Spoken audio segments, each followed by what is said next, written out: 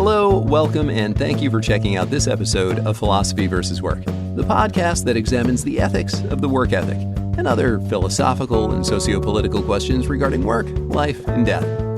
I am Michael Murray, and I'll be your guide on this philosophical journey. Episode 12, The Past, the Future, and the Violence of Hope.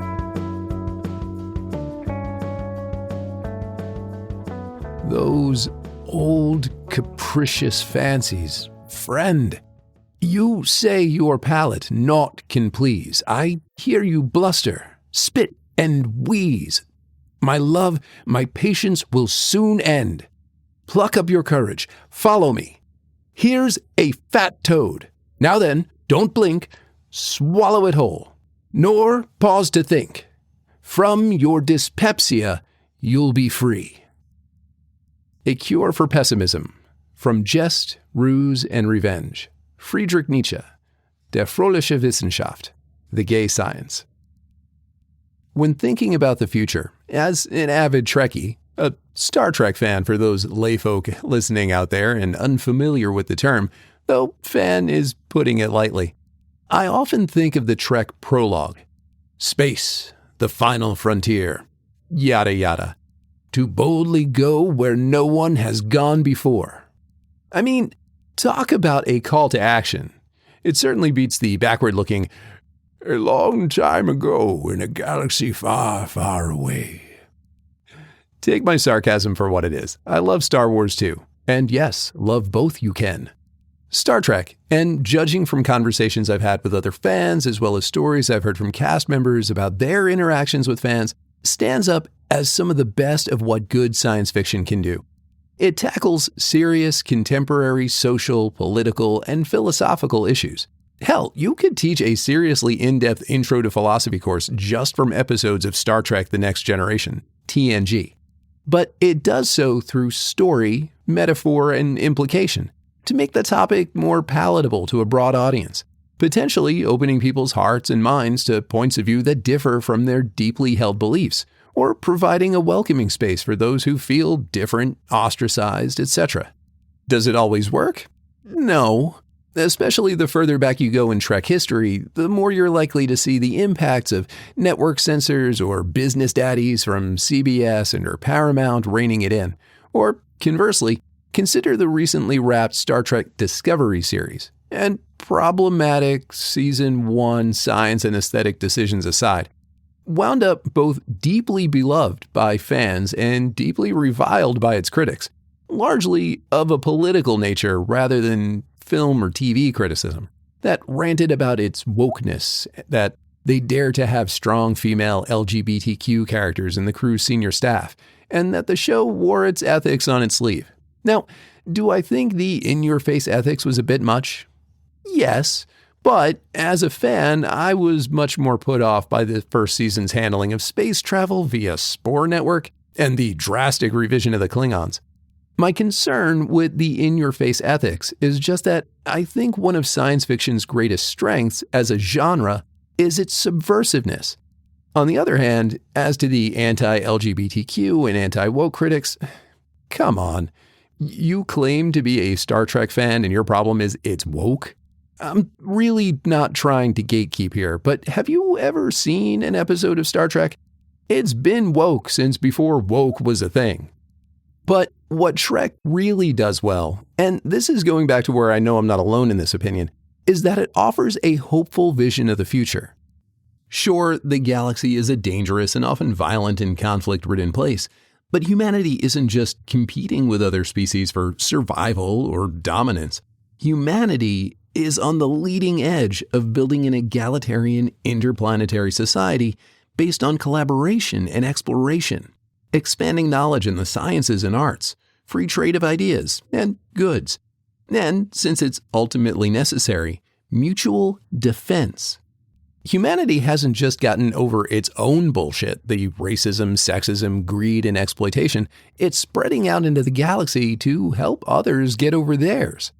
Well, this episode isn't the rainbows and teddy bears of hope. So here's a different take on the same theme of going boldly into the unknown. The most merciful thing in the world, I think, is the inability of the human mind to correlate all its contents. We live on a placid island of ignorance in the midst of black seas of infinity, and it was not meant that we should voyage far. The sciences, each straining in its own direction, have hitherto harmed us little. But someday the piecing together of dissociated knowledge will open up such terrifying vistas of reality, and our frightful position therein, that we shall either go mad from the revelation, or flee from the deadly light into the peace and safety of a new dark age. H.P. Lovecraft, The Call of Cthulhu. In this episode, we start addressing some of the serious problems with utopian thinking, and especially progressive narratives, such as the one presented by Dr. Martin Luther King Jr.'s 1968 speech at the National Cathedral, in which he famously noted, "The arc of the moral universe is long, but it bends toward justice." Now, to be fair, I can't claim credit for coining the phrase, "the violence of hope." It was the title of a cross-listed grad-undergrad, different assignments, same readings and lectures, religious studies, philosophy, and Masters of Liberal Studies class that I took back in 2015, taught by professors Dr. Joe Winters, now at Duke, and Dr. Kent Britnall, still at UNCC. Here's a bit of the course description from the syllabus. Quote, "It would seem that hope is the most basic desire. And as a desire for a better, more just, more equitable future, it would seem that it is a commendable, or at the very least, neutral one. Yet hope, especially when linked to a desire for recognition and respect, often enables the order of things to stay in place. It all too often attaches the hopeful to narratives, arrangements, and identities that are funded by violence, exclusion, and hierarchy. Hope, despite its relation to desire for change and transformation, may, from another perspective, be understood as an inherently conservative vice." The course surveyed some works from Hegel and Marx, Bataille, Freud, Theodor Adorno. Now, we haven't addressed anything by Adorno yet, so, in brief, he was a German philosopher and social critic exiled from Germany as a non-Aryan. His father had been German and Jewish, but converted, and his mother was a Corsican and Catholic. He was the director of the Institute for Social Research, the predecessor to the New School for Social Research in New York, had been a collaborator of Walter Benjamin's, who I'm excited that we'll start working with today, Ernst Bloch, and frequently with Max Horkheimer. He principally wrote on social theory, authoritarianism and fascism, aesthetics, music theory, popular and mass media, and Marxism. The course also covered Lee Edelman's No Future, which we'll cover in the next episode, as well as Judith Butler and Frantz Fanon, whom, though their work is rich in theory and critique, I don't expect we'll be working with either of them anytime soon. But hey, we'll see how upcoming news cycles unfold, and maybe we'll have cause to go there. While Nietzsche wasn't a focus of the class, I think some of his writing is valuable to integrate here. Now, before we get into the meat and potatoes of this episode, I want to highlight something about progress and progressive narratives. Progress, when taken as progress in itself, can produce belief in history as progressive, which mutes much of the significance of loss, failure, and trauma. If we take progress as natural, to pull Barthes back into the conversation, to mythologize progress, as in the example of Dr. King's arc of moral history, then we run risk of, rather than stopping, enabling oppression, violence, and exploitation. We run the risk of thoughts and prayers when what we need to do is take action. Hope can be deeply conservative, where it becomes a belief system. The "I know things are bad, but we have to have hope" does nothing by itself, but preserve the status quo. Also, it can become a serious vice, an opiate of sorts, that allows the believer to retreat from reality and try to take shelter in their hopes and beliefs that things will eventually change for the better. So that's the stakes. The real and continued harm that can be done by hope without action. A hope that accomplishes nothing but preserving the status quo. Now we have to deal with the problem that justifies this kind of hope. Progressive narratives. History as progress. The myth of progress. Again, you don't need to listen to these episodes all in order, But it would definitely help to have listened to the 2 episodes on Barthes and mythology to get what I mean by the myth of progress. Because I'm definitely leaning on Barthes a bit here, and he's going to be coming up again. On the other hand, if you've already read Barthes, cool. Move on. Now, here's a couple of questions to think about as we proceed. Must the past live only in repetition? Is history condemned to repeat itself, or fade to myth? What happens when mythology solidifies into ideology? For the rest of this episode, I'm going to focus on some of these ideas from Benjamin and Barthes as regards historical discourse, progressive narratives, and myth. Walter Benjamin, 1892 to 1940, was a German Jew and, like Horkheimer and Adorno and Herbert Marcuse, a theorist I'm sure we'll get to eventually. His Eros in Civilization is a great counterpoint to Freud's Civilization and its Discontents, which we'll be unpacking in the next arc. A Frankfurt School critical theorist. When talking about capital C, capital T critical theory, it begins with the Institute for Social Research in Frankfurt, Germany. Though, unlike his contemporaries, Benjamin didn't make it out of Europe. He had fled Germany for Paris in 1933, then fled Paris for Spain in an attempt to get to America a few months after the Nazi occupation began. He made it to the Spanish coast when Franco, dictator of Spain and ally of Hitler, and also strongly supported at the time by American conservatives, especially conservative Catholics and isolationists, a group whose leadership, including some sitting U.S. congressmen, had close ties to Hitler and his propaganda minister Joseph Goebbels, as well as the leadership of some American companies such as the Texas Oil Company, now Texaco, General Motors, and, no surprise, Ford, led by renowned racist and anti-Semite Henri Ford. Franco ordered the revocation of all transit visas and the deportation of all those persons to France. Rather than chance being turned over to either the Nazis or Vichy French police, Benjamin committed suicide by morphine overdose in his hotel room. Like Adorno, Benjamin was also writing on ethics and aesthetics, Marxism, social criticism, communism, and anti-fascism. The essay that got me particularly interested in Benjamin is The Work of Art in the Age of Its Technological Reproducibility, which has been central to my thinking on contemporary and digital art, as well as art in general, religion and politics, and especially the aestheticization of religion and politics, fascism and propaganda. Dr. Ellie Anderson of Pomona College and the host of the Overthink podcast has a great short episode, about 15 minutes, on this essay. I'll drop a link to the YouTube video in the show notes. This essay doesn't directly bear on the specific topic of this episode, but it does have some really interesting and important parallels regarding original reproduction and Benjamin's concept of aura, and Barthes' analysis of second-order signs in myth and semiotics. Benjamin's Theses on the Philosophy of History, though, is what I'm working with here, which sets up the concept of history itself as a site of struggle. Due to this struggle to prevail, it is crucial, Benjamin claims, to adopt the position of a historical materialist, specifically the historian who approaches the study of history through its material reality, including, not least of which being, its cultural treasures. The historical materialist is an historian that is careful to address the complex history of the object, from its origins up to and including its present.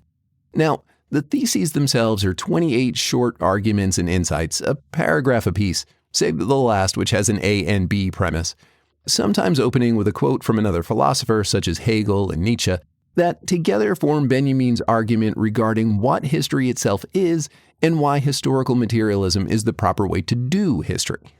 Thesis 4. Quote, "The class struggle, which is always present to a historian influenced by Marx, is a fight for the crude and material things without which no refined and spiritual things could exist. Nevertheless, it is not the form of the spoils which fall to the victor that the latter make their presence felt in the class struggle.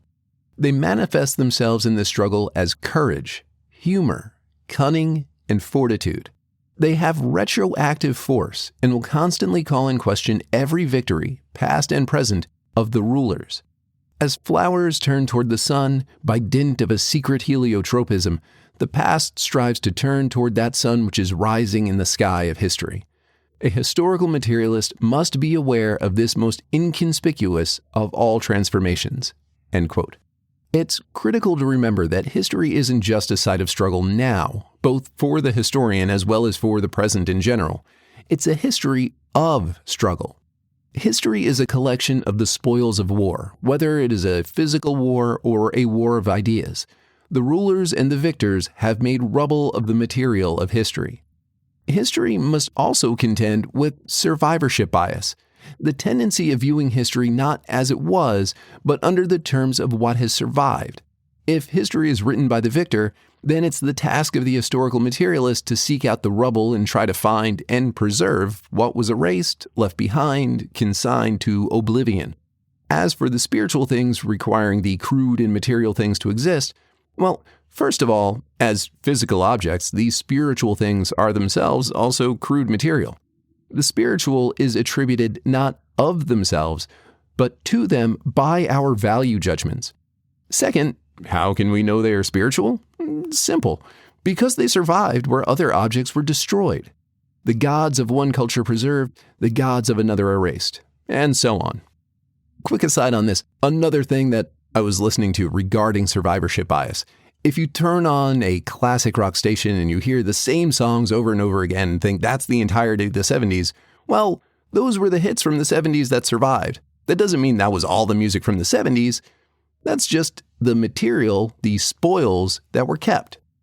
With history itself being a site of struggle, this is where Barthes comes back in. In his conclusion to Mythologies, Barthes states that, quote, "There is as yet only one possible choice, and this choice can bear only on two equally extreme methods. Either to posit a reality which is entirely permeable to history and ideologize, or, conversely, to posit a reality which is ultimately impenetrable, irreducible, and in this case, poetize. In a word, I do not yet see a synthesis between ideology and poetry. By poetry, I understand in a very general way the search for the inalienable meaning of things. The fact that we cannot manage to achieve more than an unstable grasp of reality doubtless gives the measure of our present alienation. We constantly drift between the object and its demystification, powerless to render its wholeness." End quote. Recall, Barthes was seeking the definition of things, not words. He was investigating the meanings of first and second order signs in the manner of linguistics, as applied to all the material things of culture, including images and words. Also, a quick word on poetry as seeking the inalienable meaning of things. Without trying to explain a philosophy of poetry, this can be taken all the way back to Plato and his criticism of writing in the Phaedrus, one of Plato's dialogues, in which he criticizes writing as a poor form of rhetoric that, ironically, was a written work. Rather than arguing his position through prose, Plato, it's generally accepted, invented a new style of writing in the form of rhetorical dialogue, where his protagonist, Socrates, argues with other characters, some real, many fictitious, and often in a poetic form. Another interpretation of this comes from Heidegger's analysis in The Question Concerning Technology regarding poiesis as a creative bringing forth into existence. So, as opposed to ideologizing, not merely mythologizing and replacing a sign's meaning with another concept to serve one's agenda, but ossifying, to make like stone, solid, impermeable, that myth. Poetizing is to bring forth the inalienable meaning, a meaning that cannot be replaced, mystified, or subverted. If this is the case, that we must constantly drift between the object and its demystification, then it seems that we do historical materialism by seeking to reconcile this drift. Now, personally, I don't believe we can ever do this fully, and I think Benjamin provides a great, if theoretically dense, explanation why in his The Work of Art essay that I mentioned earlier. Without getting too much off the topic of progressive narratives and hope, in The Work of Art essay, Benjamin identifies what he calls the work of art's aura, the combination of what it is as well as its historical presence. Da Vinci's Mona Lisa isn't simply a painting, it is its entire history. It's Da Vinci, the Renaissance, her mysterious smile, the Louvre, the Nazi occupation of Paris, the crowds that continue to flock to the Louvre today to catch a glimpse of it. By the way, if you really want a good look at it, and I'm going to hate sharing this secret, go to Paris in early March when the weather is still shit and the city isn't flooded with tourists. I managed to get to the Louvre the last Saturday of a spring break in Paris existentialism seminar, and there were maybe 40 other people in the room with me. It only took a few minutes for me to get right in front of it with an unobstructed view, save the thick security glass, and it's fine. I mean, don't get me wrong, it's a beautiful painting, but it's a real study in don't meet your heroes. It's small, especially compared to other monumental paintings really close to it, and all of the security around it, the glass plating, the velvet ropes, all make it difficult to get a good look at the fine detail and brushstrokes. But the aura is unmistakable, at least for an art lover. To be that close to a work of Leonardo da Vinci's, that was pretty cool. I will also note, though, it wasn't close experientially to some other pieces that I saw that day, like the Nike of Samothrace, possibly my favorite sculpture of all time, which stands on a plinth on a broad stairway landing at the end of a long hall. Approaching it and finally seeing it in person nearly brought me to tears. Or Delacroix's Liberty Leading the People, which, according to the museum, that whole hall's contents had been pulled from display for a renovation. But that had apparently been completed early and the display reopened. Back to the point, I believe it's the historical object's aura that intervenes in finally reconciling the drift between object and demystification, animating the drift from object to mystification. Okay, what does all this talk about myth, poetry, and aura have to do with the violence of hope? Well, it's not just myth as a type of speech that one needs to be concerned about, but the threat that myth poses to history through mythologizing, ideologizing, and naturalizing history, progress, and the future by relegating the historical rubble and the replaced first-order meanings to the dustbin of history, oblivion. Quick side note, I think the greatest representation, at least that I've ever seen, of oblivion is the memory dump from Inside Out. I won't spoil the scene just in case any of you listening still haven't seen the first one. And if you haven't, what are you waiting for? This movie really is great. But the whole idea of a literal trash heap of forgotten memories consigned to oblivion is just brilliant. Specifically, the idea that these memories are not actually gone, only forgotten, and given the right stimuli, it's possible some could be retrieved. So, back to Benjamin. In Benjamin's fifth and sixth theses lies the greatest warning of what Barthes would later, in part, refer to as myth. But as noted earlier, it is not just myth, but oblivion. Likewise, it is not just ideology, but ideological subsumption, the capacity for an ideology to subsume that which opposes it. Kind of like a capitalist entrepreneur selling t-shirts and bumper stickers with Karl Marx on them. I also now need to rewatch The Blob and see if it can hold up as a metaphor for unregulated capitalism.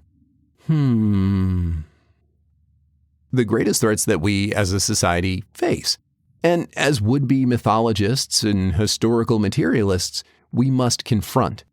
In the fifth thesis, Benjamin warns the reader that, quote, the true picture of the past flits by. The past can be seized only as an image which flashes up at the instant it can be recognized and is never seen again. Internal quote, the truth will not run away from us, end quote.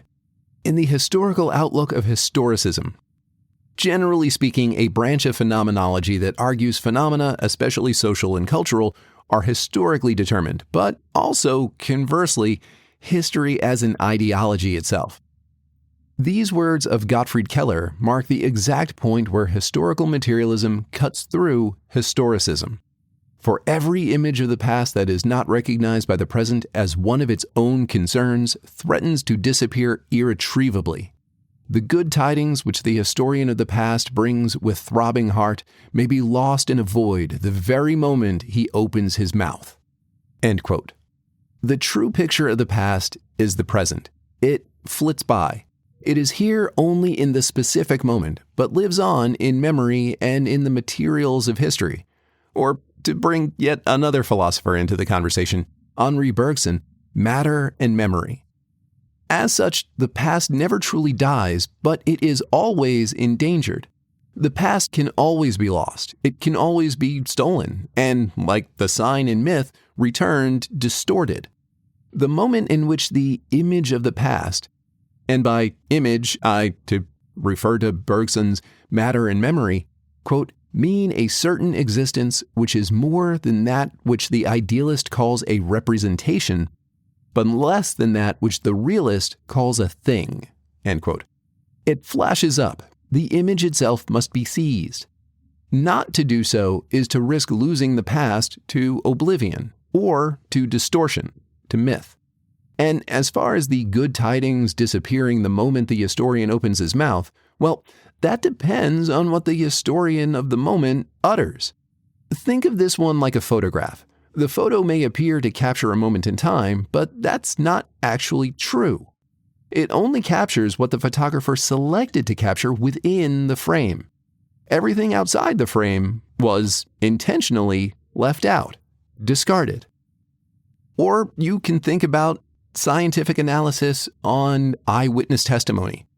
It's flawed. There are things that we remember and don't remember, and things we remember wrong. Neil deGrasse Tyson has a great story about a time he was dismissed from jury duty, where, when asked if anyone would have a problem convicting given the evidence, there wasn't any except for witness testimony. He raised his hand and noted that he couldn't, given the inherent flaws in witness testimony. The judge then followed up by asking if there was anyone else who needed more witnesses, which categorically was not what deGrasse Tyson had just said to her, and was rebutted by another member of the jury that noted she just misquoted the other guy. I recommend looking it up. I'll look for it before this goes live and see if I can drop a link for that one too. Yet, oblivion is not a destruction. Oblivion is only the void. Again, think the memory dump from Inside Out. It's forgetfulness, limbo, purgatory.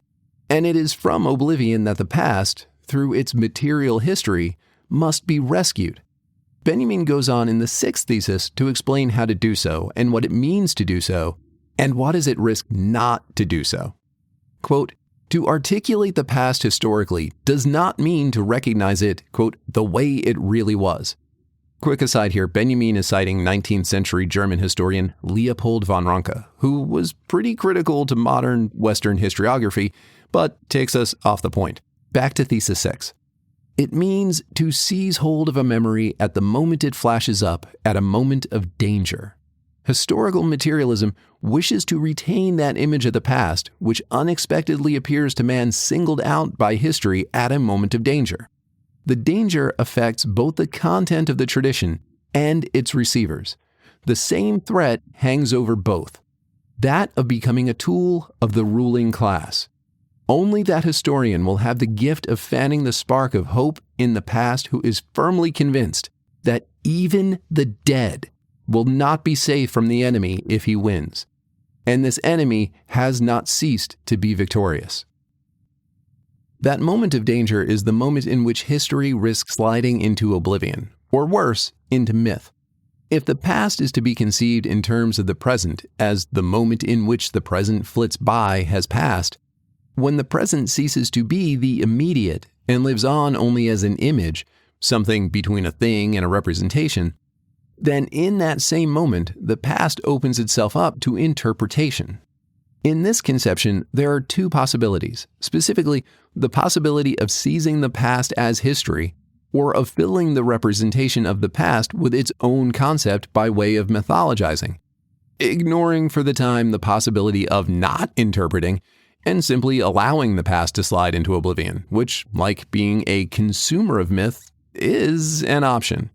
So now we need to address Benjamin's enemy, endangering the past, that ceased to be victorious.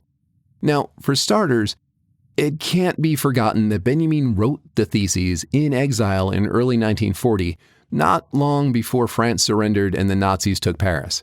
Fascism didn't rise to power overnight, but it had been no small thanks to charismatic leaders relying on a politics of resentment, blame, and fear-mongering in the aftermath of World War I, utilized and usurped democratic processes to ascend to the heights of political power. I think it's a weak interpretation of Benjamin to claim the enemy is fascism and/or the Nazis. But certainly Benjamin included fascism and Nazism among the enemy. And despite Trump and Vance's current obsession with Democrats being, quote, Marxist, communist fascists, fascism is itself a far-right ideology, fundamentally opposed to democracy, liberalism, socialism, and communism that sees as its ultimate enemy Marxist ideologies. A Marxist fascist is not a thing. Have there been and are there authoritarian or totalitarian dictators that have claimed to be Marxists, socialists, and communists? Yes, certainly. It's also logically nonsensical to pretend to uphold a free and classless society in a strictly hierarchical, strictly and totally disciplinary police state. However, it's categorically impossible to be a liberal, socialist, communist, or Democrat and a fascist. These ideals are fundamentally at odds with each other. Now, I think there's some interesting and nuanced concepts to include among Benjamin's enemy, namely true oblivion, the irretrievably lost among the rubble of history; mythical oblivion, the distortion and replacement of the original meaning; and ideological subsumption. Now, this last idea I'm going to hold off on for now, and we'll come back to it in the next couple of episodes.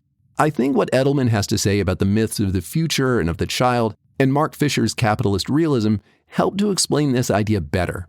Oblivion, myth, and ideology are the products of the enemy. The enemy itself is the ruling class that creates oblivion, myth, and ideology in their gathering of the spoils of history, in what they collect, what they leave behind or destroy, and in what they transform to fit their narratives. This is where I think Nietzsche becomes important to include. Now, I don't want to go too far off the rails here. This is already going to be a long-ish episode, and we're going to be revisiting Nietzsche in at least 2 episodes in the next arc, on his The Genealogy of Morality and on Deleuze's Nietzsche and Philosophy, plus an episode on ressentiment and nihilism in the arc following that. Suffice to say, it is not just the ruling class that erases, mythologizes, and ideologizes history, where on the one hand, and in multiple works, Nietzsche refers to what he calls the will to power, der Wille zur Macht, the animating force of life in humanity. Western morality, the ascetic morality of the priests, however, seeks to debase, to neuter the will to power, and is based instead on a weak will to power, resentment. Ressentiment, the weak will to power, also strives to form narratives, and these narratives, as we noted in the last episode, valorize weakness, subservience, self-denial. They scapegoat, blame one's perceived lack of power on some other group. And while Nietzsche lays the primary fault of these kinds of narratives and moralities on religion and the priestly class, he also foreshadows the rise of grievance politics and fascism. Another quick aside.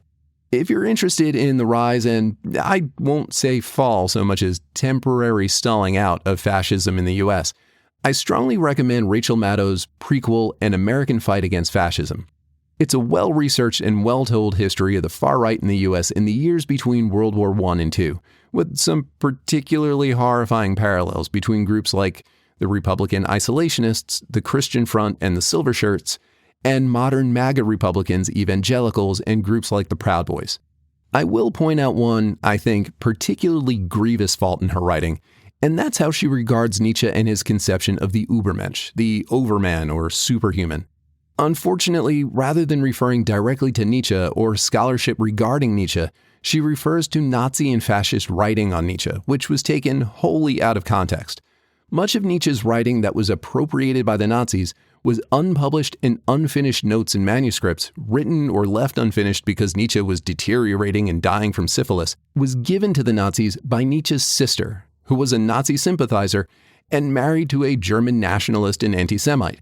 And as we're on the topic of erasure, myth, and ideology, While many modern Republicans have been trying to redeem or sanitize the term nationalism, it's important to remember that its use in the sense of the more benign patriotism has been linguistically obsolete since about the 19th century.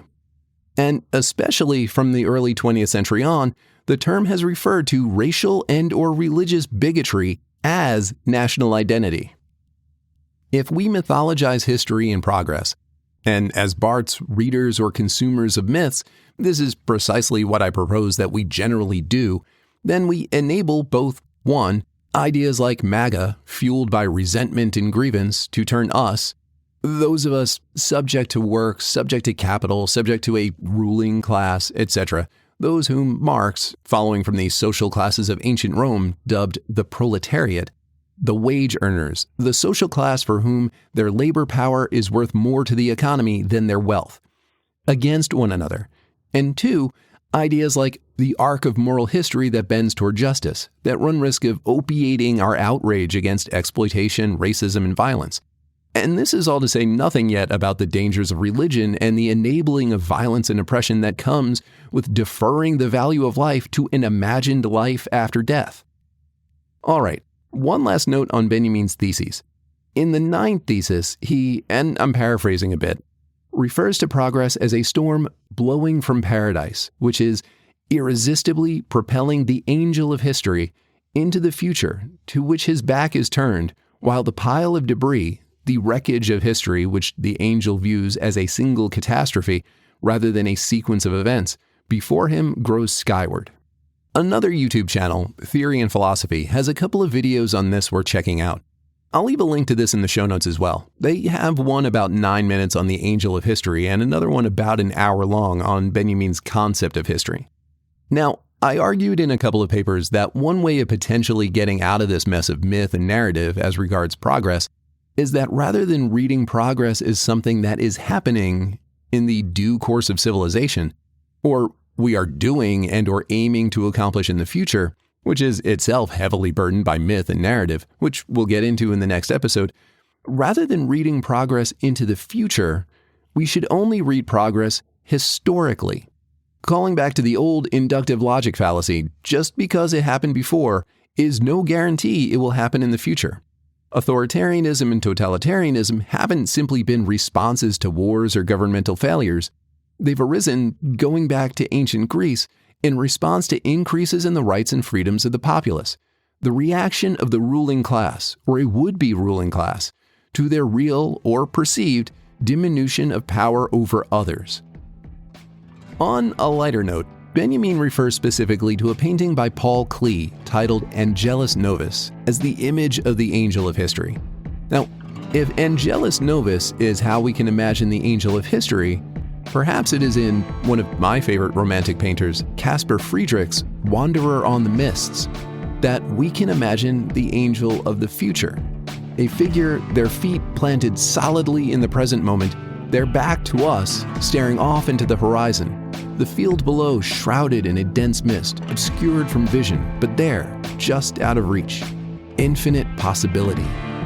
Figure and mist alike unmoved by progress, waiting, ready to go boldly where no one has gone before. All right, next episode, we continue this conversation, but we're going to pivot to the myth of the future, futurity, and the child. That will also be coming out after the upcoming VP debate, so be prepared for some commentary on not only Lee Edelman's Child is Myth, but the cringe fest of J.D. Vance's politics of childless cat ladies. And as a childless cat dad myself, you can bet I'll be tuning into that one. I'm half tempted to see if anyone's written up some kind of childless cat lady drinking game to get through it. Till next time. If you enjoyed this episode of Philosophy vs. Work, well, you know the shtick. Please like, subscribe, follow, leave a review. It really does help to grow the show. You can stare all you want into the algorithm, but it doesn't stare back without likes and subscribes. Don't forget to check out the show notes for details on any authors, texts, etc. referenced directly in this episode. If you find the project valuable, consider supporting the channel. Or maybe you're feeling generous and just want to support my coffee habit or keep Keo in catnip. Either way, links to support the channel are in the doobly-doo below. Thank you.